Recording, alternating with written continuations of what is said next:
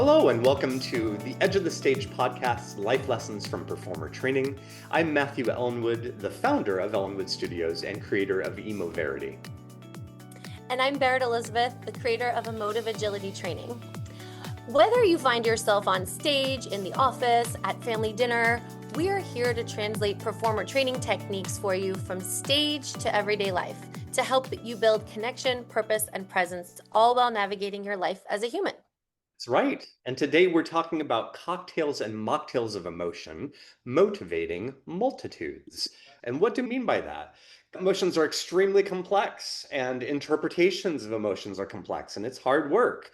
It gets easier, but we have an analogy of a mixologist and a taster. And if you don't like mixology, substitute perfumer and smeller or chef and taster, right? So any of those that work for you, in every interaction, we're always doing both. So when we are communicating, we are the mixologist, we are the chef, we are the perfumer. When we are listening and receiving, we are the taster, we are the smeller. So how we disentangle these things matters. How we understand them brings clarity of our communication or a disruption of communication. So, Berit, can you tell us more about why this is so complex? I think this is such a great metaphor because so rarely do we experience just one emotion at a time in any given scenario. We're very rarely going into a situation and only feeling anger or only feeling happiness, etc. So the metaphor of cocktail and mocktail is so great because emotions are very sensory in our experience. And I had a time a few months ago with a colleague where I I didn't quite know how what I said landed. Like I could sense that there was a reaction that may be different than what was on my colleague's face. And I came into a difficult conversation with a lot of mixed emotions myself. And I wanted to be sure I conveyed appreciation and understanding, but also concern and maybe a little bit of frustration. And I put that all out there in that mix and looked at my colleague's face, and I couldn't detect anything. I didn't know what the reaction was. So I think this often happens when emotions are mixed and complex. It is. And so, as the mixologist, you had all those great ingredients that you were trying to serve. That was your intent. But the taster didn't react in that expected way. And then you were being served nothing In response. in response and didn't know how to taste that. Yeah, so the mixologist and the taster, it's always happening in every conversation. One that happened to me about a month ago, I was seeing in a colleague at a rehearsal, kind of this disgust, surprise, almost adolescent, petulant face. And I didn't think I did anything to deserve that cocktail, that perfume, that supper. And so I was curious. And then as a taster said, are we okay? And that Mm. landed as a shock on that person. And I asked it again, are we okay? Until I got the response, yes, we're okay. But I don't think that they were aware of the cocktail they were serving me. And I was grateful for the rallying cry within myself to like say something. Yeah. Yes. So at the taster, I turned it into my cocktail of hot peppers, direct, stingy cocktail. Like, are we okay? Are we Right. That's okay? a potent flavor right there. Yeah. Yeah, just so to shock the awareness so that we could both have a relationship going forward. Yeah. So in my case, I knew there was an emotion there, but I couldn't taste it. And in your case, you were tasting a certain emotion, but did not know why it was there. So both of those experiences are great motivators to make a further bid for connection and figure out where do we go from here.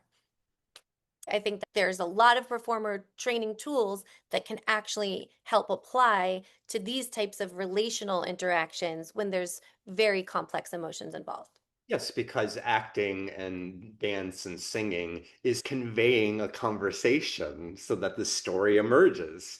So to have that where it's kind of frozen in time and rehearsed makes the improv of everyday life feel a little bit more ready to engage. We can enter in if we know what we're doing, if we know what to look for and know what to feel. In everyday life, it is very improv because you never know when different emotions are going to arise based on the scenarios that pop up in everyday life. Like, for example, if you're a kid who's a teenager, gets an amazing sports opportunity overseas, as a parent, you might feel extremely proud and happy, and also equal amounts of fear and trepidation. So, pride, happiness, and fear, that shows up as a very special cocktail. And there's a choice when you talk to your child about how you deliver your reaction. And these are things that we face every moment in our lives. Yeah, it's all improv, right? And being able to identify for yourself your ingredients, your emotions, can help sharpen that relationship, that communication, that connection. So, what I mean by that, whether we're on stage or in life, if we're trying to mix a bunch of things, all the feels go out, that is going to be very difficult for the taster to identify what you're intending. Yes, As yes. an actor on stage, we want to feel all the things. But what happens if you're just feeling sensuality and sadness? Just two things, and you're mixing those together at some level. That's going to be clearer than, and there's a little anger and a little fear. Then it all just becomes muddy. Yes, absolutely. This will be very helpful because I think that actors have the challenge of conveying the complex emotions they feel, whereas in everyday life, you have the challenge of detecting the complex emotions that you feel. So, in order to Right. understand this in a really clear scientific way, let's borrow from our visual arts friends and watch a couple videos on light and color and pigment and color. Let's talk about subtractive mixing real quick. While it's true that cyan, magenta, and yellow cancel each other out because they subtract all light when combined, I think we should look at a more complex image. For a subject, here's a little painting I did a while ago. So what I did was I printed this image on 3 separate pieces of acetate. I separated the cyan layer, the magenta layer, and the yellow layer. So let's pull them apart and take a look at the information that each of those layers is adding to the picture. What I think is cool is that, this painting's got every color of the spectrum and the non-spectral colors, magenta and purple. You can see on that wheel in the background that some are dark and some are light. But I think what's really interesting is that the painting in each image becomes a sort of bar chart. This one's showing you which colors include magenta, that one shows you which include cyan, and this one shows you which include yellow, and how much of each is included in each of the colors across the spectrum. So I don't know, I just think that there's kind of like more to talk about with subtractive mixing than just cyan, magenta, yellow. So, my reactions and takeaways from that are when those three colors were brought together, it created black. So it is possible to have too many emotions mixed in at once. The other cool thing is how those three colors, discrete and specific, could create such a complex image with so much information. So, where does this lead us? 3 is the magic number. When you are trying to perform, when you are thinking about what you want to convey, see if you can name within yourself 3 emotions. 2 is probably better before you actually begin to offer your emotional cocktail to a taster. See if you can reduce your experience, take a pause, be clearer. This is what I want to curate for the person listening to me. 3 or under. They often say that when you're on TV or you're being interviewed, even briefly, you should never give more than 3 main points. In fact, they say maybe you should just give one because people are going to feel and interpret it in so many different ways. So I think that makes sense to do not with talking points, but also with emotions. When you get into a conversation and there you are maybe feeling really concerned, but also you love the person and you want to take action. Maybe you've got 10 emotions, but what are the 3 that you can find in yourself? And what are the 3 that you want to convey that can make an interaction so much more crisp and connected? The amount of math and permutations that you could have with ratios of 3 is a lot to juggle. So what happens if we reduce just to 2? I think you'll find that there's a great deal of complexity still here, a lot of nuance, even with just 2. And we're going to borrow from the art world and look at 2 sets of pigments being molded into a different color. So we have pink and turk gold, 90% pink, 10% turk gold. And they're naming this new color pink sherbet. Yeah, these in themselves create their own nuances of color, the same way emotions do when they come together. But there's a lot of variations here. Just even looking at how bright pink sherbet is to the kind of antique pink rose. It's subtle, but it's different. Yes, and if we were tasting these, if these were flavors like chocolate and strawberry, we would taste a different ratio of each of those flavors as we were drinking them or eating them, right? Yeah, exactly that. And so I'm thinking of those not as gold and pink paint, and we could also think of them as flavors like strawberry and chocolate. So, what happens when we take two emotions and combine them and see how those ratios interact? So, maybe you are an attorney at a firm and you're new there, working your way up, and all of a sudden you close a big new client for the firm, bigger than you've ever handled before. So, you might be shocked that you got that client and fearful at the same time that now you need to deliver. So something that we can all relate to when we get it's something very surprising that happens that also puts the pressure on us at the same time.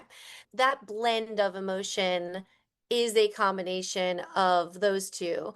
And it can be any of those gradients from, dusty rose to, dark salmon. It can be anywhere on that continuum from more surprise in the fear to more fear in the surprise. Right, exactly. And I've seen this happen in scenarios where there's a manager who has an employee who's very, very, very ambitious, but then that ambition causes the employee to go rogue and create new projects on the team and reach out to the clients and show them the project without even, consulting with the manager and the rest of the team. So, the manager ends up holding a lot of appreciation for that ambition and a lot of frustration and anger that things are going haywire and off course. So those ratios show up in different ways in our everyday lives. For sure, for sure. I was thinking about actors, and we have this idea of an award. You have this award, you're accepting it, but you suddenly get stage fright because you don't have lines. And so you're like, Mm. thanks so much, and you walk off stage. Yeah. So Yeah, you like a mix of like pride and yeah, also fear, yeah. right? And how does that show up when all that's going on inside you?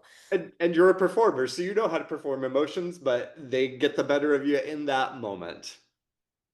And the result of all of this, whether it is as an acting professional or a professional in an office place or even in your personal life, is a different color of emotion, a different ratio, this resulting color that is not one or the other. It is a new flavor of that emotion. And that's why this mixology is such an important thing to keep in mind as we're navigating these different moments in life.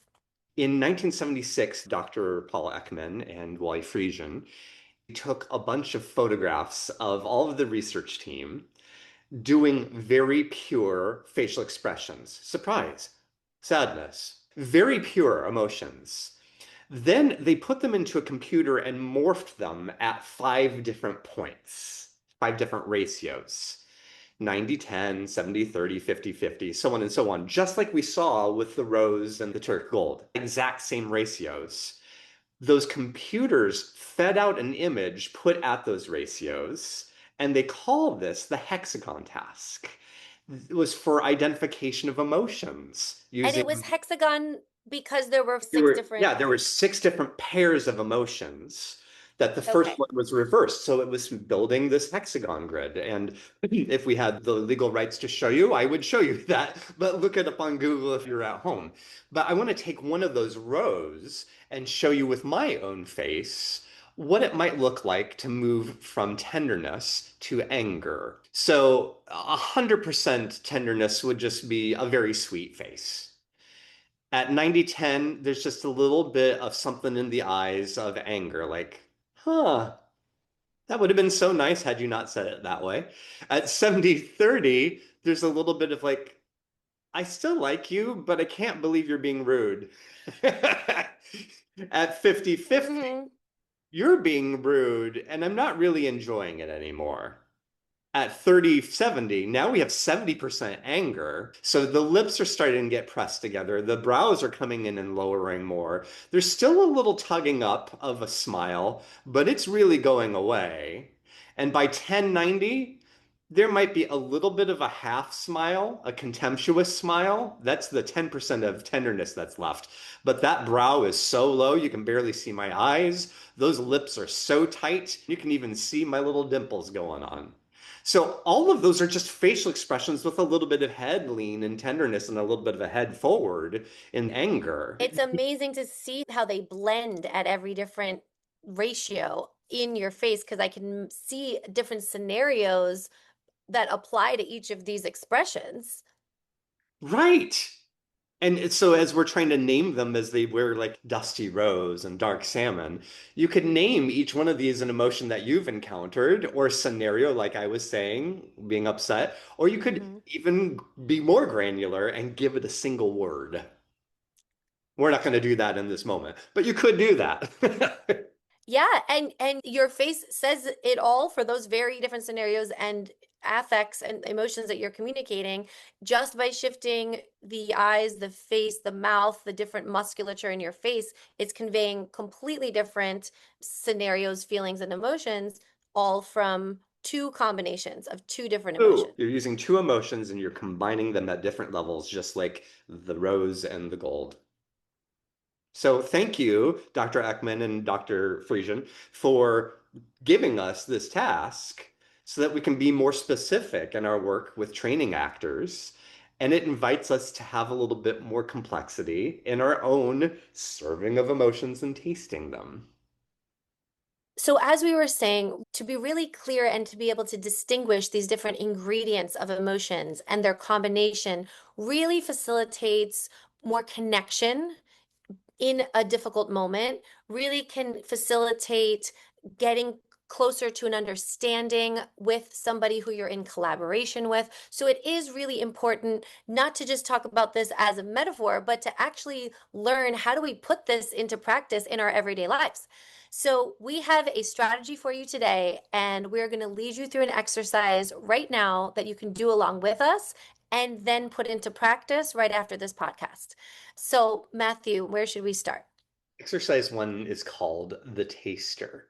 So I'm going to be depicting facial expressions, emotions in my body. Berit is going to be by proxy you all saying what she's seeing in my face. Those of you who are watching, you could actually mute it. Those of you who are listening, at least you'll have that sense. I'm going to provide you with a flight of things to experience. 4 different feelings or emotions that will be distinct based on mixes of 2 distinct pure emotions.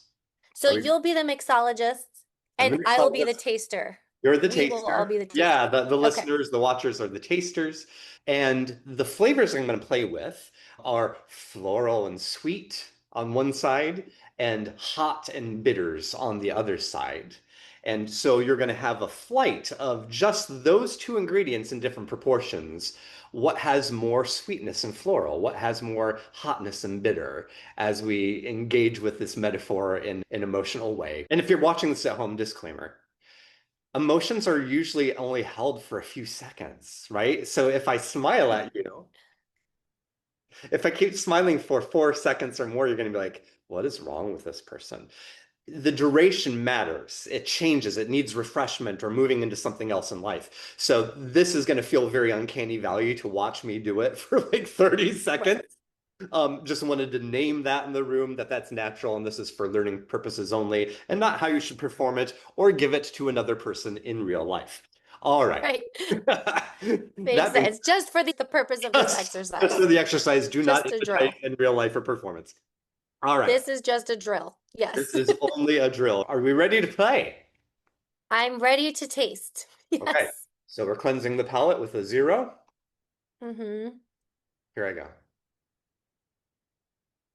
So I see your head tilting a bit, your eyes with a really soft gaze, some creases under your eyes, your smile, the lips turned upwards, slow blink of the eyes.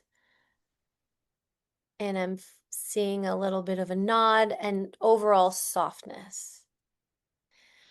So as anyone is watching this, what scenario do you notice could you map onto this expression? What scenario could you imagine might be happening in watching Matthew's expression?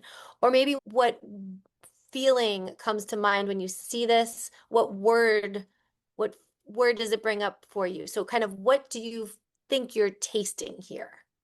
I was noticing some adoration. Like for me, it was like you had seen something that you found cute or adore or admire, and you were looking at it with interest.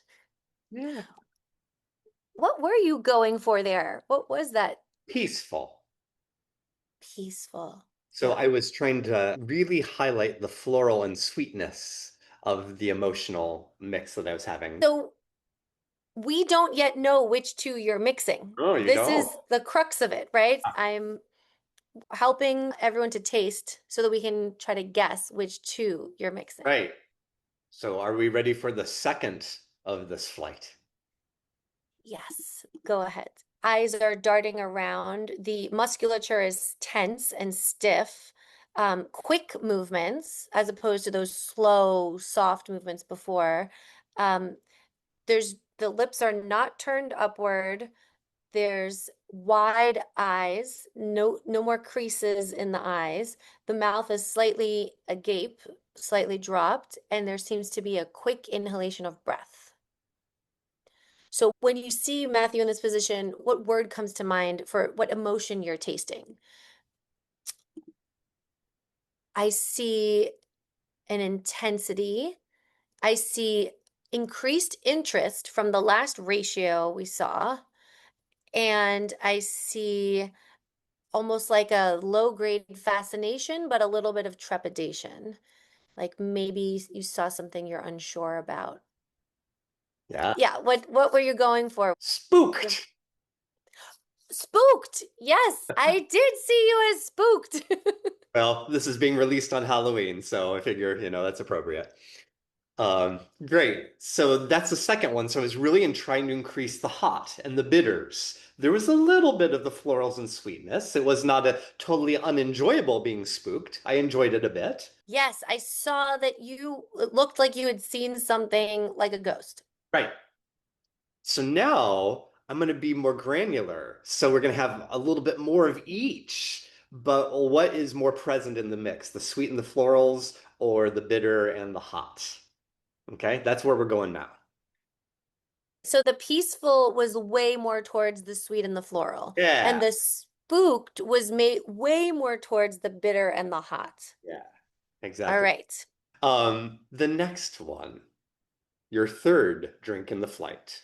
Okay. So a still gaze, somewhat upward, turning upward of the cheeks and the lips, wide eyes, but still crease, um, hand over the mouth, teeth over the lip before, and a forward movement, like a steady forward leaning movement with eyes really engaged, mouth slightly open, slightly up, with a locked, excited. Yeah, I was trying to guess already what I'm tasting. Something very intriguing. I feel like you're very intrigued, like someone just showed you something you've been wondering about for a really long time or really wanting to see. That's Like you great. went to, yeah, like a going to a national park that you'd always wanted to go to, or a performance that you'd always wanted to see. I love that you brought your scenario in. Exactly. Captivated. Indeed.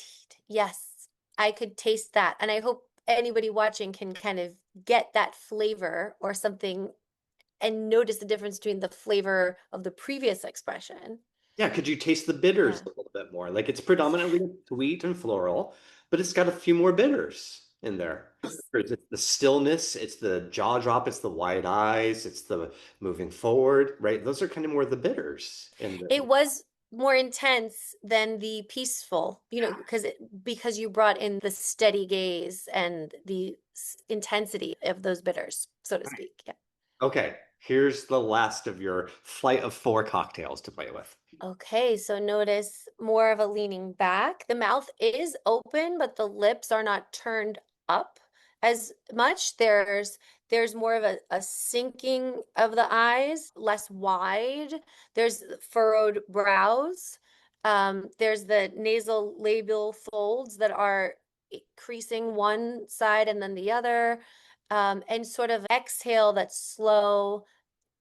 Whereas before we saw this really forward motion that was steady, this one is more disparate and unsteady and slow with small movements. I see someone who is sort of beside themselves.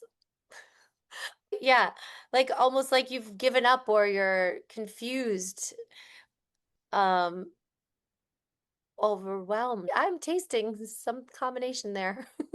And before we reveal, what was the ratio of bitters to sweetness for you? There was more of a disappointment, a concern, more of a giving up or a negative approach, even though there was less tension, less focus, less intensity, it skewed towards more smoky devastation. Yeah, so more of the bitters, more of the heat, more of the smoke, right? So the word I was going for was dumbfounded. Dumbfounded.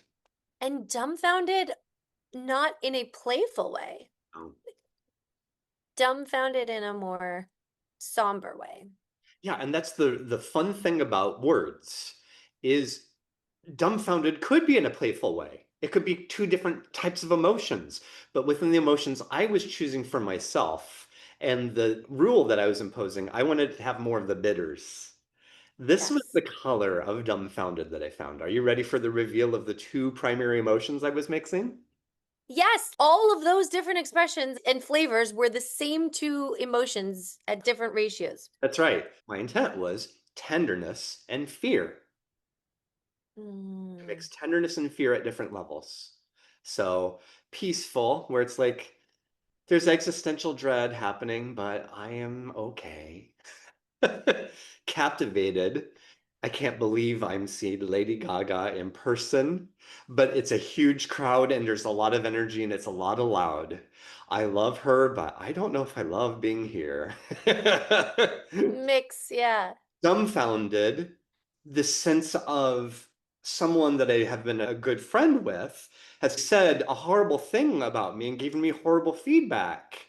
And like I mean it in the sweetest way possible. I'm like, yeah, but I can't believe you said that. So leaning more towards the bitters, but still trying to remain kind with my friend and spooked. I'm enjoying the haunted house. It's fun, but what else is going to jump out at me? And Yeah. maybe I even designed it or trained some of the actors in it. But So like, it's just a yeah, little bit of fun.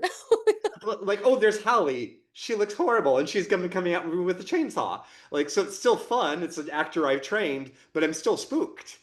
So, Yeah. what are the possibilities in this moment of playing, being the mixologist, that I could offer you? And how close, Berit, you were in a synonym way matching the word that I intended. So you caught what Right. I was saying, even though you didn't know the words. You framed them with your own scenarios and your own granularity of a word. That hit the palette of what I was trying to represent. That's connection. That's clear communication. Yes. Yes. And it's in hearing all these different scenarios, it brings up two things for me. We can feel each other's emotional energy, even if we're not using the same vocabulary, we can get a sense of it. And we have to be clear about if we're right or not. Like it's always important to have this conversation. I felt what you were conveying, though we named it a little bit differently. We were in the same color palette, the same ratio. Right. And then the other thing that is coming up for me is this is so hard. Like all day, every day, we're in these different scenarios, like just the four you mentioned that had come to mind while you're making those expressions.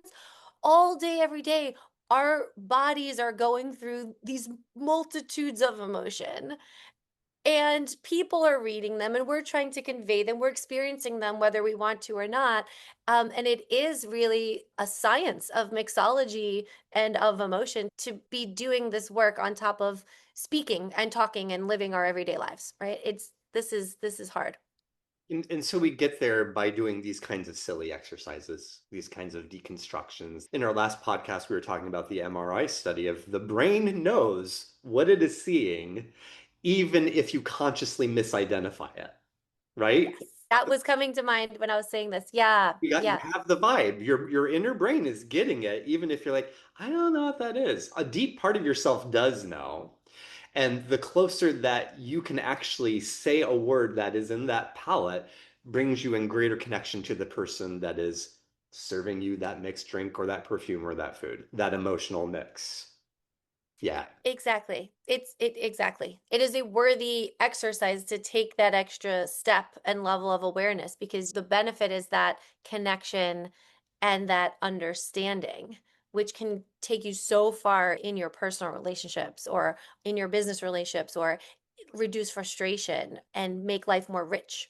It really does. Are we ready for game number two? We have another one. I'm So excited. now everybody out there in the audience with Berit as proxy is going to mix. You're going to do what I did. You're going to be the mixologist. But we are going to create it from something I've already shown you. Tenderness on one side and anger on the other side. And we're going to make it very simple.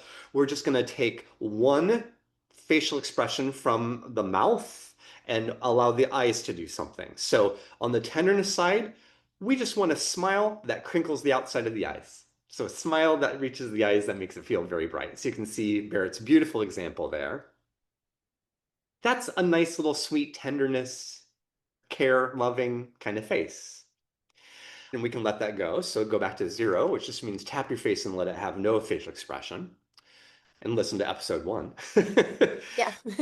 Now we are the mixologists. Now Yes. we are the mixologists. Yes, so you've cleared it out. You've offered them water. For anger, allow the brows to come in and down over the nose. So it's this kind of what? Huh? Also allow the lower lid to have a little bit of tension. So that's how we're going to depict anger as we are blending both of these two things like we did in the hexagon task row that I showed you with my face. So we're just going to recreate that. So now you're going to serve me a flight of cocktails with these two mixed emotions. So if you would, a smile that reaches the eyes, big one, with just a hint of that eyebrow coming in and the lower lid being a little tight. Just a hint, just a kiss. As you're doing that, as you're feeling that, what's happening inside your body? Do you have a memory of encountering this, either in someone or you doing this? Is there an analogy or a scenario where you could imagine seeing or wearing this face? Or is there a word that you could use to name it? And then how does it feel inside? Is it mostly the sweet and floral, or are you starting to notice a little bit of the smoky, bitter, hot? Okay, come out of it. I came out of What are your thoughts, Barrett, on any of that you want to respond to?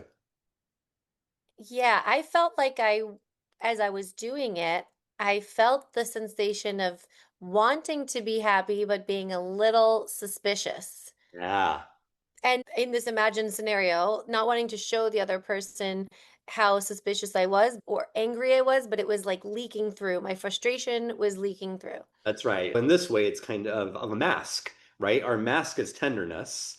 which we're feeling to some degree genuinely, but we're using it to hide a genuine close to us anger, which is cracking through.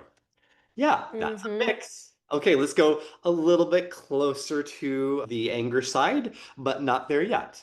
So a smile that goes up, but now we have a little bit more of that brow coming in. So it's a smile still, but just a little bit more. So the ratio here is maybe you're at 70% tender and about 30% angry. Again, do you have an emotional recall about this? Where you've seen this face or you've experienced giving it? Is there a scenario for this face? Is there a word that you can name this as you're experiencing it? And internally, do you noticing shifts in your body of how it feels to make this face? Have this emotion mix? Good. Come out of it. It's hard to hold for a while, especially when I Yes, don't feel it. that's right.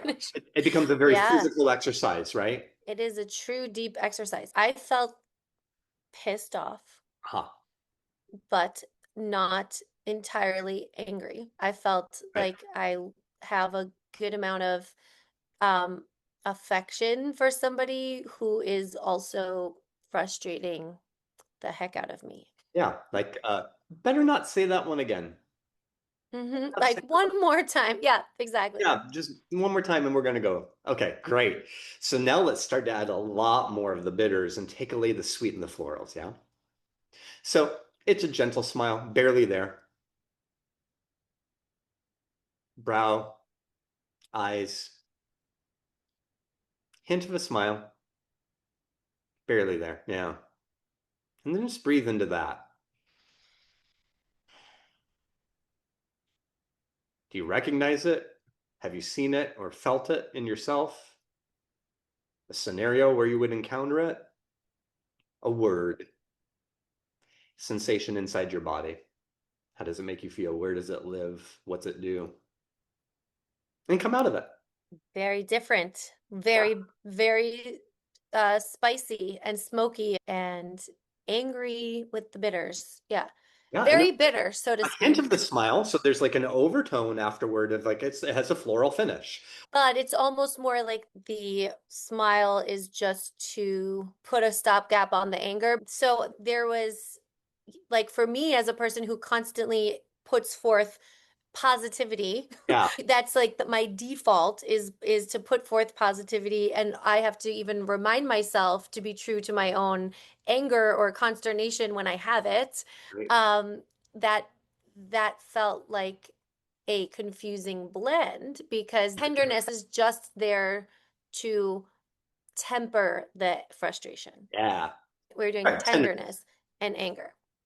for me, looking at it is like, I really want to like you, but you're not giving me any reason to. So it Yeah. wasn't a no, but it's like, I need to save the cat moment from you, which is you need to do something kind. So I need to save the cat moment. Needed to save the cat moment. Okay, Amazing. so now here it is 90-10. So the smile could be on one side if it's there at all. Maybe it's an inner sense of like you're one step away from me losing it. There's still a sweet and floralness, but it's barely there. It's a drop in a big glass. Mm-hmm. Okay, so Mm-hmm. mostly brow down, mostly tight lower lid with just a little something in the lips and a little something internally that is preventing you from going full anger. It's just a little, but it's mostly angry. 90% angry, 10% tender. Yeah. A memory of this. You've encountered it or you've given it to another person.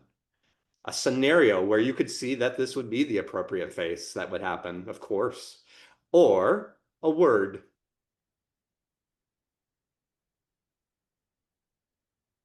What's it feel like inside? Do you notice any changes in your heart, your gut, your temperature? And then let go of it. What came up at that time for you? Yeah.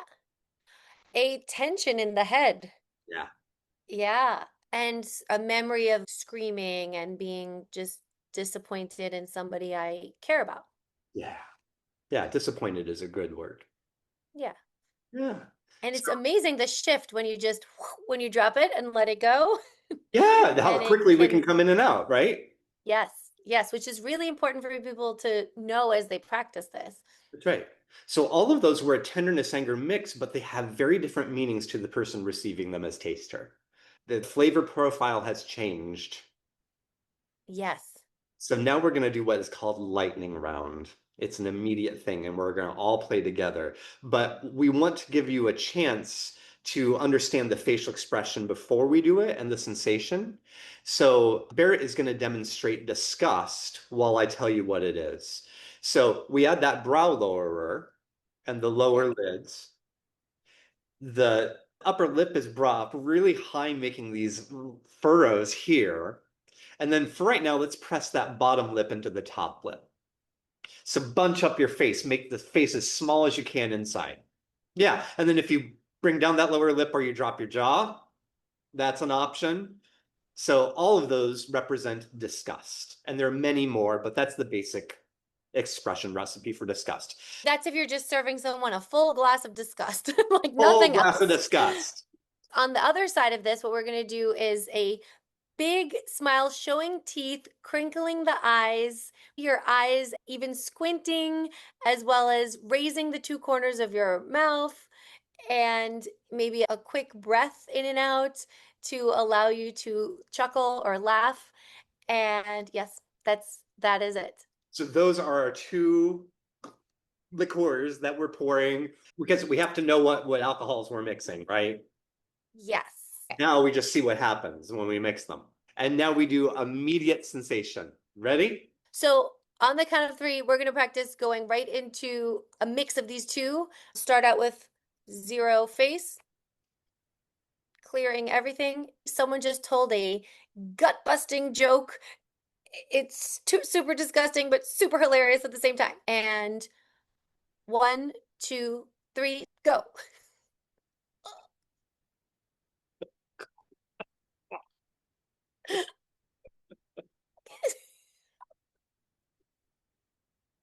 Okay. So what did you feel? So internally, physiologically, my stomach started to clench a little bit. I started to feel that. I also started to feel that light and kind of joy, the bubbliness, the lightness in my limbs. My face was bunched, but if a smile kept trying to come out. How about you, Barrett? What did you notice? Yeah, I just pictured myself sitting around a bunch of people that I felt shouldn't be laughing because it was so gross, like some body humor, but at the same time, it was really hysterical. And I couldn't help but catch the smile as I'm also like feeling grossed out myself. Feel like Great. we were really like becoming mixologists and serving that up, but to ourselves. Yeah, yeah. I'm curious, what was your ratio? Did you have more sweetness and florals, or did you have more smoky, bitter, hot? Mine was more smoky, bitter, hot because I don't particularly love disgusting humor. So I was like imagining like my gross like cousins or uncle like finding something funny, and then I was not liking the fact that I found it funny. Yeah. So the funny was leaking through the disgust. Great. And I went to a little bit more enjoyment. So I had a little bit more of the florals in it, but it still was overwhelmingly bitter. So just asking yourself, where on that cocktail flight was your experience of this scenario just now? Did it have more florals or did it have more bitters? We're going to do one more. Let's do one more. Yeah. Will you give us a different scenario Yeah, with totally. these same So go combinations? to zero as you're listening. So your spouse is holding something that might be of interest to you, a baby, a sweet animal, something that's living, that's really adorable and cute, and it's your spouse and you love them. So you have that wonderful joy to see this relationship. But this animal or baby spits up or poops all over their shirt. Oh, oh.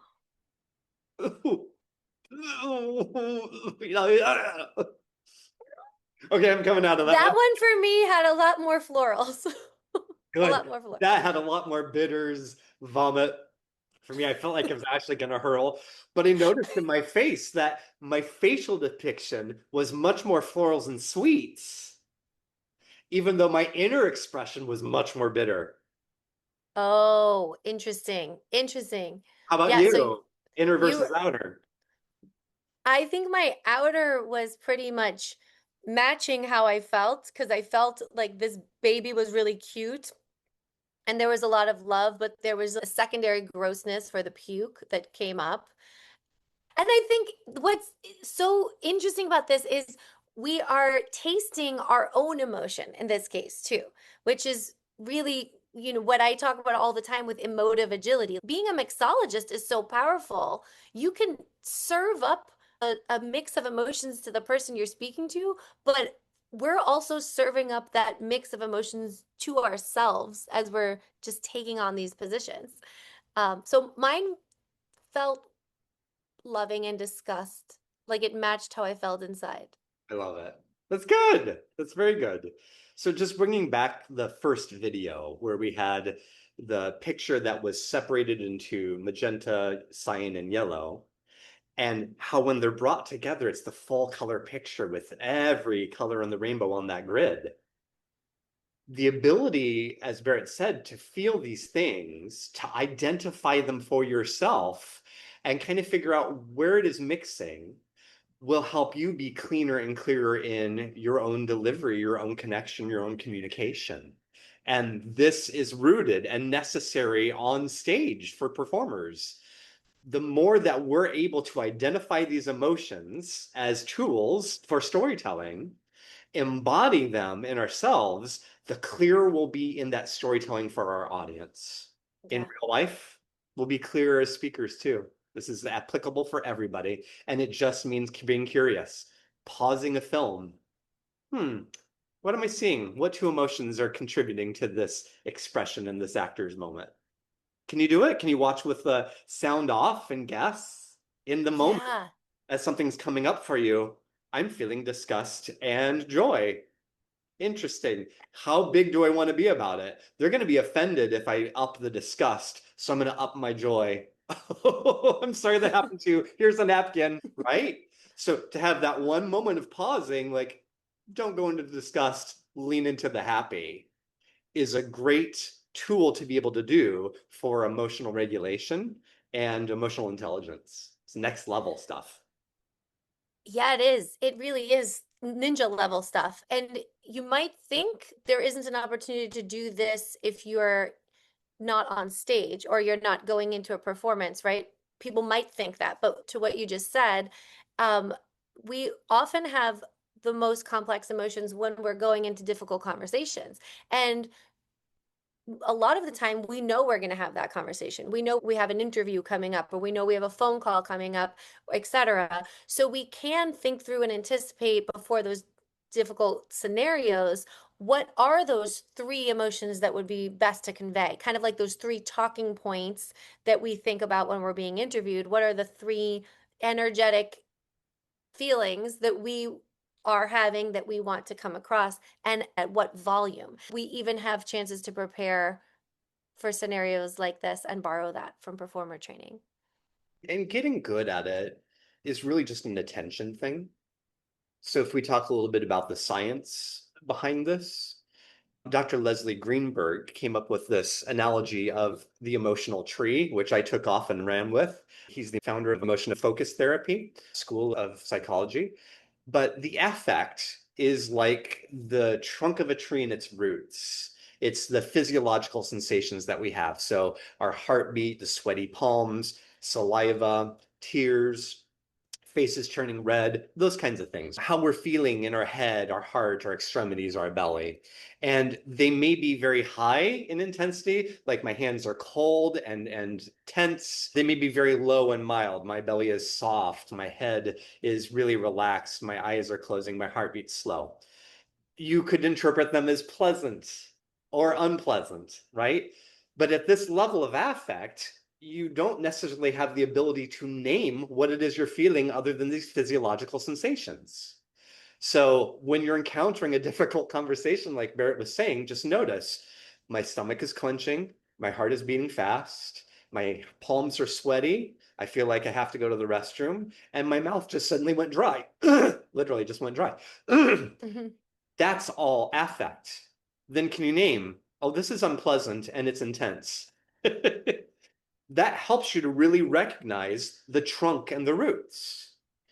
When we lead ourselves deeper on that path, we're looking for the big branches of the tree that are huge that we could put a swing to. The emotional category. This is the family or group of emotions that we're often taught that are universal in nature or pure. There is debate about all of that, but we know them as sad, anger, sensuality, fear, joy, care, disgust. Those are the big branches. And those are the things we categorize. So, oh, my heart is beating fast, my palms are sweaty, I don't want to move, I feel like I have to pee. Ah, I think I'm experiencing fear. That's my emotional category. I've been able to put that in a big bucket. Yes, and getting there from the outside in is such a great strategy. Sure, because then you're giving your brain a pathway of access, going, I know what happens when I'm tense. I know what happens when my eyes widen, my jaw drops, and I hold my breath. That's fear. So it's a cueing in and out kind of pathway here. Going further to the little branches and the little leaves and the little leaflets. These are feelings, or what are sometimes called emotional concepts. They're all the ways that these emotional categories diverge into little granularities. And based on your lived experience, how you've been in your body, how you were raised, all of that is your ability to name these and to experience them. So if we take that fear branch, Dr. Parrott breaks it off into two, into horror and nervousness. And in horror, we have things like shock, fright, terror, hysteria, panic, alarm. Nervousness, we have anxiety, uneasiness, tenseness, distress, dread, worry, apprehension. So even my voice and my body, as I was trying to do this, were different. They're part of the bigger family of fear, but they're much more specific. Those are feelings. And so it's not enough to say, I'm scared. That's just the start of it. Go deeper. No, I'm nervous. What kind of nervous am I? I'm in distress because I have to get a root canal, right? Yeah. So going down deeper is always going to be better as a mixologist to figure out what you're really feeling, to be more granular. And when different leaves and branches from different categories touch, we have a mix, like that fear and angry. I I think wrote it's such a great metaphor because I can imagine looking through the leaves and right. seeing different color. Like right now, it happens to be fall. Seeing different colors as you're staring through the leaves. It's two different emotions, but it's a third when you look through them together. And it's a great way to think about the core of our emotions. It's a branch. Where's the origin of this? Which branch is it originating from? And then as trees and the wind blows, I love this analogy you make because then the feelings overlap. Yeah, so if you go back to spooked, but I still want tenderness in there, my tenderness branch and my fear branches, the leaves are overlapping and making a new color. And I'm noticing in my body, okay, I'm tense, but there's a little jelly belly. It's still kind of fun inside. I know some of these actors at the haunted house, so I'm smiling some of the time. But then when they run out at me, oh, my eyes fly open and I start laughing. My branches are playing with each other from two different emotional categories. Yeah. Yeah. All of this is important in the hexagon task because that was created for people who have trouble identifying emotional expressions in others and in themselves too, to be honest. But when they're looking at someone, they can't name what that mix is. So that condition is called alexithymia, and it's present in people with autism and all sorts of different conditions. So this is a kind of a relearning what to look for so that you have greater accuracy in naming that. And we, as performers, if we can be really clean and clear and genuinely feel it, someone else is going to be able to identify that, not in a stereotypical way, but in a way that's going to open up their heart and allow them to enter into the experience, to use your performance as a catharsis for their own experience in their life, which is what we want as performers. Right. And that's such a beautiful element of performance and what performance does for us as audience members to come to a performance and to have that experience that can be transformative. And I think that it's also a very high level, sophisticated leadership move to be a leader and to be so conscious of what emotions you are bringing to any scenario, not just your difficult conversations, but your casual conversations and the way you lead your weekly and monthly team meetings. You know, when you bring honesty about the nuances that are ever present, multiple emotions are ever present. And when leaders can acknowledge the positive and the negative, the shame and the vulnerability, and the victories and the disasters all at once, that's always a choice. It's always a choice which ones to bring into the room. And I think it's really powerful to be a mixologist and to be a taster.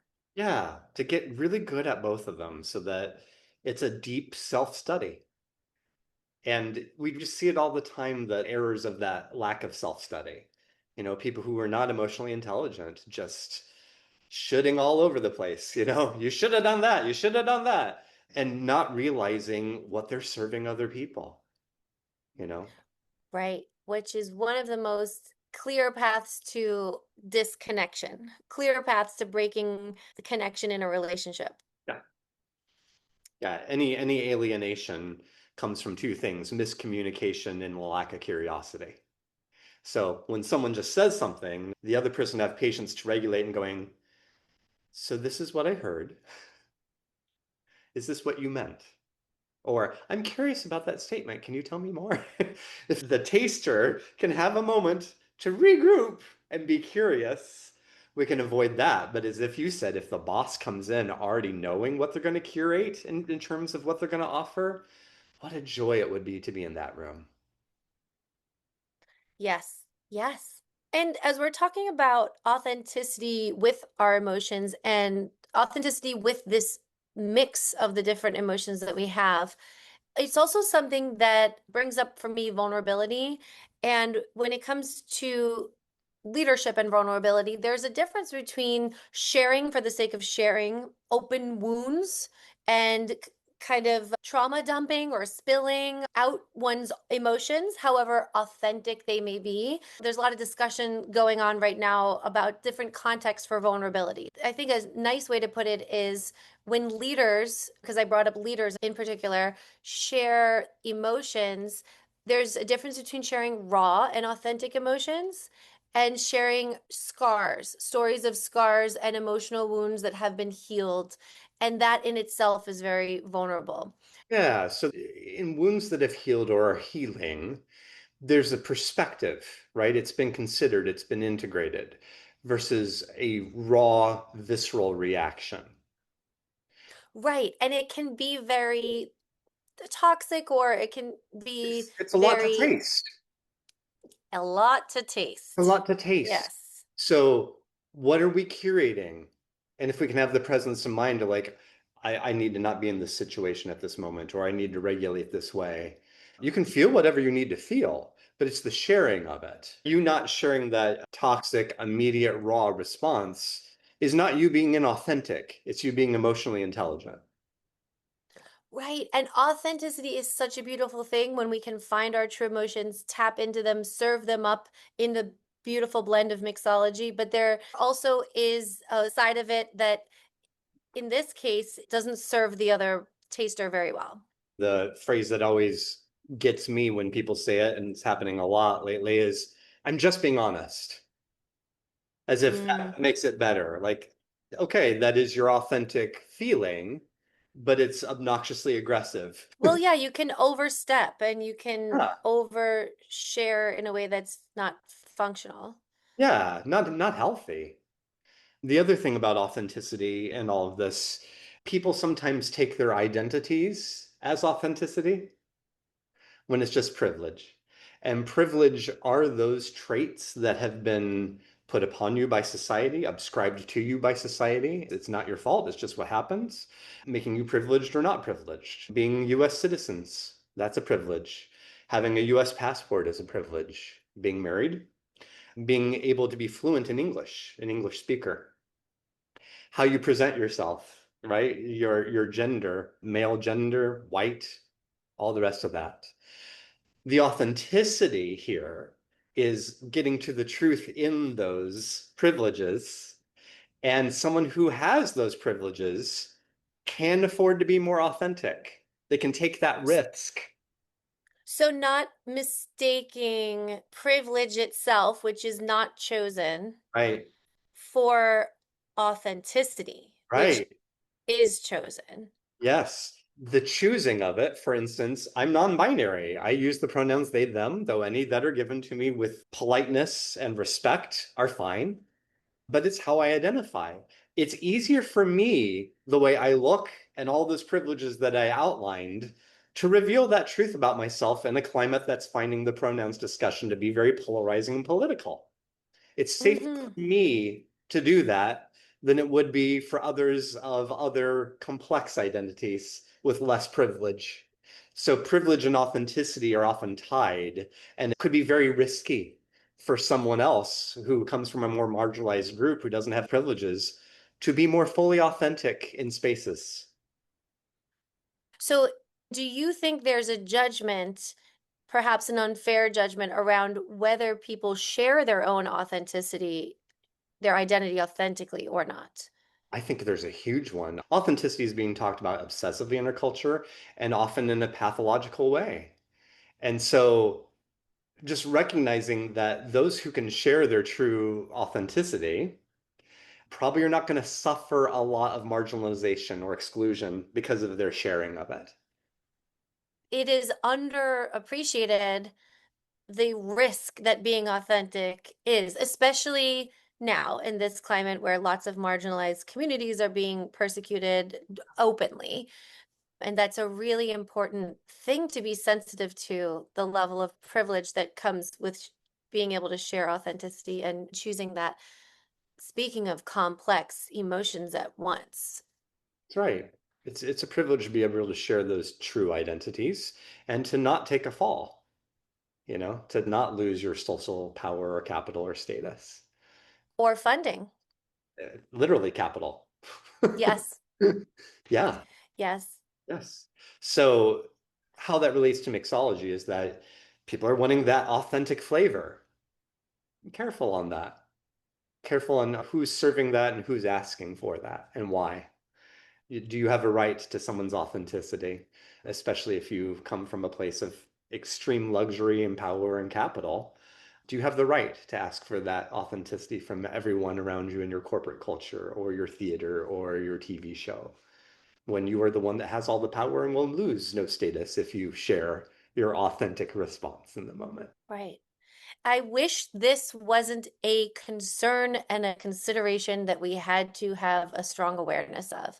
May there be a world in which we're not having to worry about sharing our authenticity. I think there's nothing more healthy and alive than being your true self. So being a mixologist, you could be very provocative with your emotions and then use the word authentic as like, well, those are my authentic emotions and that was raw and that's what I served you and that's what you received. In a theater context, this can reveal itself in the power of the director, the choreographer, the producer, and they could demand authenticity from their cast, right? That doesn't feel authentic, that doesn't feel real.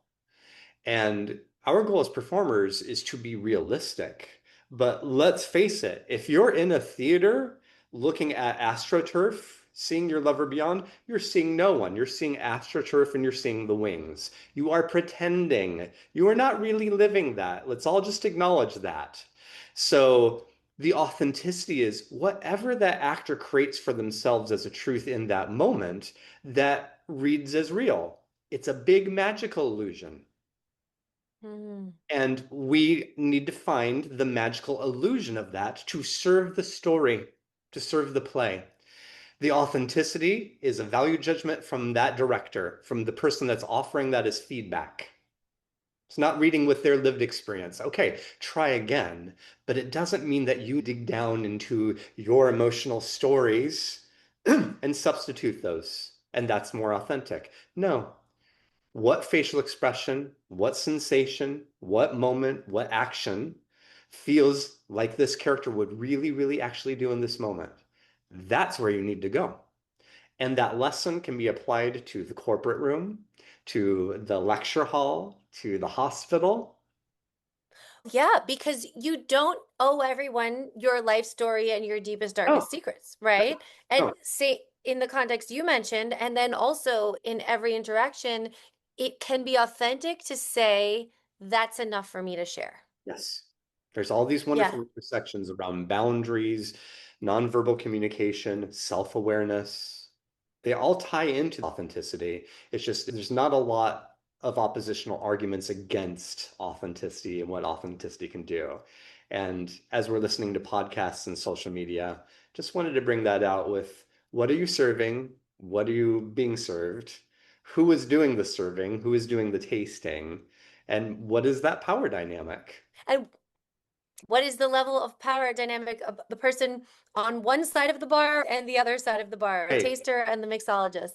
right. Yes, it's so critical to bring up, especially right now. And so if people have thoughts or discussion points about this, if you agree, if you disagree about the way that we're discussing authenticity, we'd love to hear them in the comments. I think you can't talk about complex emotions and mixes of emotions without talking about the level of authenticity that they require or that are layered onto them. So that brings us to the end of our episode about mixology and tasting. Whether you are a baker and a taster or a perfumer and a smeller, whatever analogy works for you, we're all in both roles all the time. And the more that we can identify for ourselves what's going on in ourselves, we can have a chance to identify what's going on in others as well, improve our communication and improve our connection.